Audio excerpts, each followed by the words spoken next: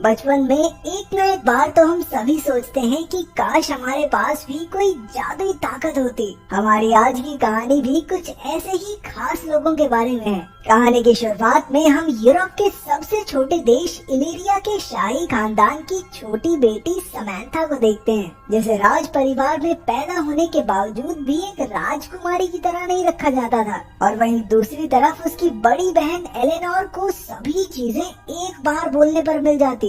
हालात बद से बदतर तो तब हो गई जब सैम के पिता, जो कि वहाँ के राजा भी थे, उनकी एक प्लेन हादसे में अपने भाई के साथ ही मौत हो गई। उनकी मौत के बाद से ही सैम की मां कैथरीन ने उस देश का राजपाट संभाला। और कुछ ही हफ्तों बाद जब एलेनोर 18 साल की हो जाएगी तो उसकी मां के बाद उसे रानी बना दिया जाएगा। सैम को तो मानो उस परिवार का कभी हिस्सा ही न माना गया हो। अपनी जिंदगी को एक आम आदमी की तरह जीते हुए वो किसी के साथ भी घूम सकती थी, जिनमें से एक लड़के का नाम माइक था। देश में तानाशाही के विरोध में सैम और माइक ने सड़क पर रॉक म्यूजिक की एक परफॉर्मेंस की, जिससे वहाँ लोगों की भीड़ के साथ पुलिस भी पहुँच गई। सैम ने अपने स्केटबोर्ड से पुलिस का ध्यान भटकाने की कोशिश की, पर एक ट्रैफिक साइन से टक्कर होने की वजह से पुलिस ने उसे धर दबोचा। जब उसे वापस घर लाया गया तब उसने अपनी माँ को बताया कि देश के लोग सरकार से नाखुश हैं, पर कैथरीन ने तो इस बात को मानने से साफ इनकार कर दिया।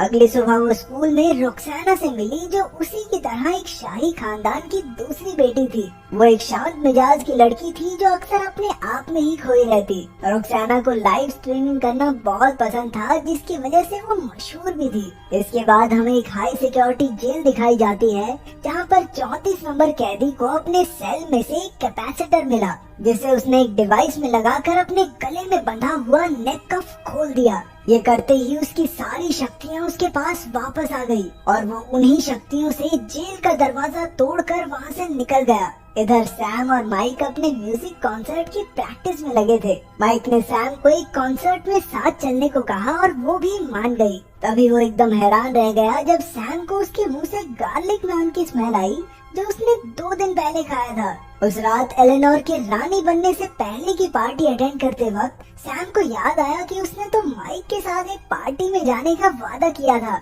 वो उसी वक्त अपनी माँ को झूठ बोलकर वहाँ से निकलकर क्लब पहुँची, लेकिन दोनों के पास आईडी कार्ड्स न होने की वजह से उन्हें क्लब के बाहर ही रोक दिया गया। तभी उन्होंने वहाँ काम करने वालों को पीछे के दरवाजे से अंदर जाते देखा और न जाने कैसे सैम ने उनके पासवर्ड का पता दूर खड़े खड़े ही लगा लिया। ये सब देखकर माइक एक बार फिर से हैरान हो गया। पार्टी के बीच में ही सैम को आसपास की सभी आवाजें सुनाई देने लगी, यहाँ तक कि दिल की धड़कन से लेकर एक छोटे से कीड़े की भी। उसे एकदम से बेचैनी सी हुई और उसने फायर अलार्म बजा दिया, जिसकी वजह से पार्टी बंद हो गई और दोनों को पुलिस फिर से अरेस्ट करके ले गई। कुछ समय बाद दोनों के घर वालों को बुलाकर उनको छोड़ दिया गया। कैथरीन ने सैम को झूठ बोलने की सजा देने के लिए उसे गर्मी की छुट्टियों में भी स्कूल भेजने का फैसला किया। इधर 34 नंबर कैदी अपने पार्टनर को फोन करके उसके सेव वाले आइडिया की तारीफ करते हुए बताता है कि कैथरीन ने ही उसे जेल में डाला था। वो अपने अगले कदम के इंतजार में था और साथ ही उसकी नजर सैम पर भी थी। अगले दिन स्कूल में उसे जनवरी नाम की एक लड़की मिली, जिसने बताया कि उसके पिता और सैम के अंकल दोस्त थे। क्लास में मैथ्यू, टूमा और रोक्साना भी बैठे हुए थे। कुछ देर बाद प्रोफेसर जेम्स ने उन्हें बताया कि शाही खानदान के दूसरे बच्चे होने की वजह से उन सभी में बचपन से ही एक अनोखी शक्ति मौजूद है, जिसका उन्हें अभी तक अंदाजा भी नहीं। और इस बार गर्मी की छुट्टियों के दौरान उन्हें सीक्रेट सोसाइटी के लिए तैयार किया जाएगा। अपनी माँ कैथरीन को इस सीक्रेट सोसाइटी प्रोग्राम की हेड के रूप में देखकर सैम हैरान हो गई। कैथरीन ने सभी को बताया कि ये सीक्रेट सोसाइटी राजा या रानी पर आने वाले सभी खतरों से लड़ने के लिए बनाई गई थी, लेकिन अगर उनमें से कोई भी इसका टेस्ट पास नहीं कर पाता तो उसकी याददाश्त मिटा दी जाएगी, ताकि उन्हें अपनी शक्तियों के बारे में याद ही न रहे। उनकी पहली ट्रेनिंग में उन्हें एक पिरामिड तक पहुंचना था, जबकि पूरे कमरे में लेजर हथियार थे। जैसे ही टूमा आगे बढ़ा तभी उस पर एक तरफ से हमला हो गया। धीरे धीरे सभी आगे बढ़ने लगे और अपनी शक्तियों के बारे में जानने लगे। रोक्सोना के पास गायब होने की शक्ति थी।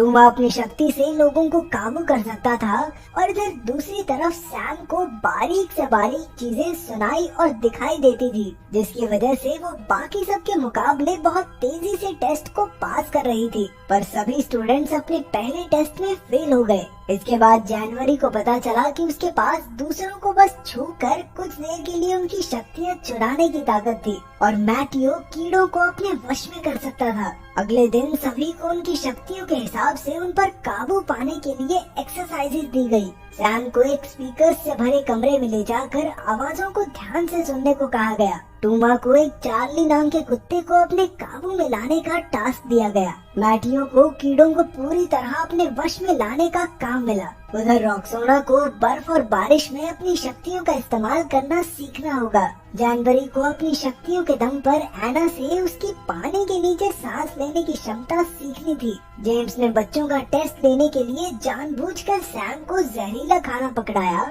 जिसके बाद जनवरी ने सैम को अपना सेब खाने को दिया। उसी रात माइक के पिता ने उसे सैम को फोन करते देखा और न जाने क्यों बिना बात ही सैम से दूर रहने को कहा। अगले दिन सैम अपनी माँ से मिलने पहुंची, जिन्होंने उसे एक अंडरग्राउंड हेडक्वार्टर दिखाया। वहाँ बहुत सारी कीमती चीजें पड़ी थी, जिनमें से एक डीएनए बेस्ड नैनो डिवाइस था जो एक जैसे डीएनए वाले लोगों को टारगेट करता था। कैथरीन ने उसको अपनी शक्तियों पर काबू लाने के कुछ तरीके बताए। इसके बाद रॉक्साना को छोड़कर सभी बच्चों ने अपनी शक्तियों पर काबू पा लिया था। सिर्फ रॉक्साना ही आगे नहीं बढ़ पा रही थी, इसलिए जेम्स ने उसको इतने बिखरे हुए बालों में लाइव हो जाने की धमकी दी और ये सुनते ही रॉक्साना ने अपनी शक्तियों का इस्तेमाल करके खुद को गायब कर लिया। ये होती है लड़कियाँ। राजा रानी मारे जाए, याददाश्त चली जाए, फर्क नहीं पड़ता, लेकिन इंस्टाग्राम पे गंदे बाल वाली फोटो नहीं जानी चाहिए। अब सभी स्टूडेंट्स अपनी शक्तियों को पूरी तरह से पहचानने लगे थे और ये देखकर जेम्स बहुत खुश था। उस रात सैम को माइक के साथ एक कॉन्सर्ट में जाना था, पर तभी जेम्स ने सभी को उठाकर उन्हें अपने पहले मिशन पर चलने के ऑर्डर्स दिए, जो था एक अनमोल चीज को चोरी होने से बचाना। जगह पर पहुंचकर सैम ने अपनी शक्तियों से चोर का पता लगाया और फिर सबने उसका पीछा करके उसे धर दबोचा। पर असल में वो चोर नहीं बल्कि जनवरी की कोच थी और ये तो बस उनका ध्यान भटकाने के लिए किया गया था। वो सभी अपने दूसरे मिशन में भी फेल हो गए और ये देखकर जेम्स बहुत नाराज हुआ और उसने अगले दिन की क्लास कैंसिल कर दी। सैम ने माइक को कॉन्सर्ट में आने के लिए माफी मांगी, पर वो उसे सच नहीं बता सकती थी कि आखिर उसके साथ चल क्या रहा है और इसी बात से बेचारा माइक परेशान हो गया। अगले दिन छुट्टी होने की वजह से सबने बाहर घूमने जाने का प्लान बनाया और इसी बीच जनवरी और सैम में अच्छी दोस्ती हो गई। सैम ने तो उसे अपने घर भी बुलाया। दोनों सहेलियां चुपके से उसके घर में घुसकर स्टूडियो में गई, जहां सैम ने जनवरी को बताया कि उसके पिता उससे इतना प्यार करते थे कि उसके लिए उन्होंने पूरे टावर को स्टूडियो में बदल दिया। तभी वहाँ माइक भी आ गया और सैम को उसके बिना ही मजे करते देख वो नाराज होकर वहाँ से चला गया। कुछ देर बाद कैदी नंबर 34 ने अचानक से उन सभी पर हमला कर दिया और वहाँ से भागने से पहले उसने सैम को स्नोफ्लेक्स कहकर पुकारा, जो सैम ने फट से पकड़ लिया क्योंकि सिर्फ उसके पिता ही उसे स्नोफ्लेक्स बुलाते थे। जेम्स ने सबको शांत रहने को कहा, लेकिन सैम उसकी बात ना सुनते हुए कैदी नंबर 34 के पीछे भागी और उसने उसे जंगल में ढूंढ लिया, जहाँ जेम्स सैम को बचाने की कोशिश में बुरी तरह जख्मी हो गया। उसने सैम को बताया कि वो ही उसका चाचा एडमंड है, लेकिन इससे पहले वो उसे कुछ और बता पाता, जनवरी वहाँ आ गई और चोरी की हुई शक्तियों से उसे एक जोरदार मुक्का दिया। वो सैम और प्रोफेसर जेम्स को वहाँ से ले गई, जिसकी हालत इतनी नाजुक थी कि उसे हॉस्पिटलाइज करवाना पड़ा। कैथरीन को अब हार मानकर अपनी बेटी को सारा सच बताना ही पड़ा। उसने बताया कि एडमंड ने ही राजा बनने के लिए उसके पिता को मार दिया था और उसके इस गुनाह की वजह से कैथरीन ने उसे हाई सिक्योरिटी जेल में बंद कर दिया था। सैम अपने चाचा से मिलने जेल पहुंची, जहां एडमंड ने उसे बताया कि वो दरअसल देश में तानाशाही को पूरी तरह खत्म करना चाहता था, ताकि सभी लोग बराबरी से जी सकें। उसे पहले तो लगा था कि उसका भाई राजा बनने के बाद कुछ बदलाव लेकर आएगा, लेकिन बहुत इंतजार करने के बाद भी कोई बदलाव नहीं आया। इसलिए उसने दिल पर पत्थर रखकर उसे मार दिया। इसके बाद वो अपनी बड़ी बहन से मिली, जिसने उसे विश्वास दिलाया कि रानी बनने के बाद वो इस देश में बदलाव जरूर लाएगी। उसने अपनी बहन पर विश्वास कर लिया और बाकी सब भी एलेनोर के राज अभिषेक में उसकी पूरी सिक्योरिटी का ध्यान रखने के लिए तैयार हो गए। उस रात सैम हॉस्पिटल जाकर जेम्स से मिली और उसने जेम्स से माफी मांगी। राज्य अभिषेक वाले दिन दुनिया के सभी शाही खानदान के लोग वहां पहुंच गए। टूमा उस दिन अपनी शक्तियां इस्तेमाल नहीं कर पा रहा था क्योंकि उसकी शक्तियां जानवरी ने चुरा ली थी और वो चुपके से अंडरग्राउंड हेडक्वार्टर्स में पहुंच गई। वहां जाकर उसने गार्ड्स को एडमंड को छोड़ने के ऑर्डर्स दिए और हमें पता चलता है कि एडमंड के साथ फोन पर कोई और नहीं बल्कि जानवरी ही थी। वो दोनों शुरुआत से ही मिले हुए थे। फिर उसने वापस जाकर अपने दोस्तों को अपना पीछा करने को कहा और उन्हें सेल में बंद कर दिया, लेकिन मैथ्यू ने अपनी एक मक्खी की मदद से सैम को सारी बात बता दी। सैम ने अपनी शक्तियों का इस्तेमाल करके एडमंड को ढूंढ लिया और उसका पीछा करने लगी। इधर रानी का राज अभिषेक शुरू हो चुका था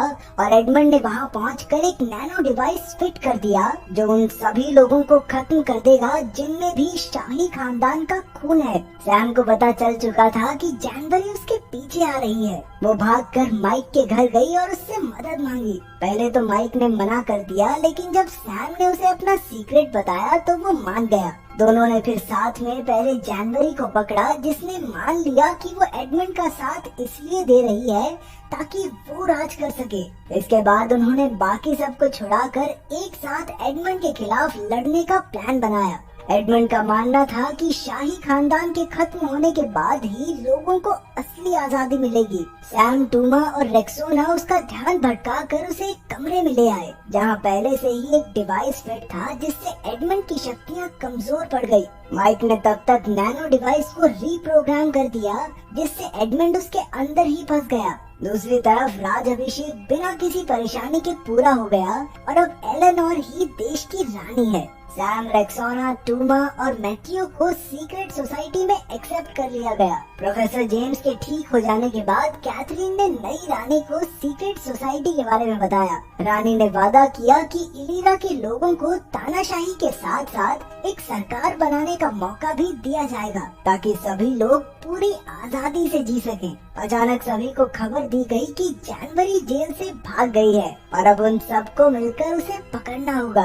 तो अगर तुम्हें चुनने का मौका मिले तो